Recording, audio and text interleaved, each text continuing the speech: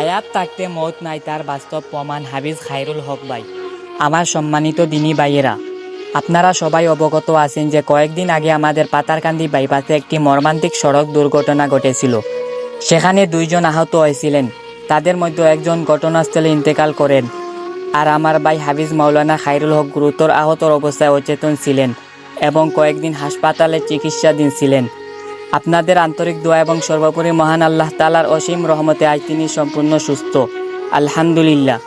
তার জ্ঞান ফিরে এসেছে, তিনি আগের মতো চলাফেরা করতে পারেন, স্বাভাবিকভাবে কথাবার্তা বলতে পারেন এবং মসজিদে গিয়ে জামাতে নামাজ আদায় করেন। মহান আল্লাহ তাআলার দরবারে অশেষ শুকরিয়া। আপনারা সবাই আমার ভাইয়ের জন্য দোয়া করবেন। আল্লাহ তাআলা যেন তাকে সুস্থতার সঙ্গে দিনের উপর অটল রাখেন, দিনের খেদমত করার তৌফিক দান করেন এবং ঈমানের সঙ্গে জীবন অতিবাহিত করে উত্তম পরিণতি নসিব করেন। আসসালামু আলাইকুম ওয়া রাহমাতুল্লাহি ওয়া বারাকাতুহু।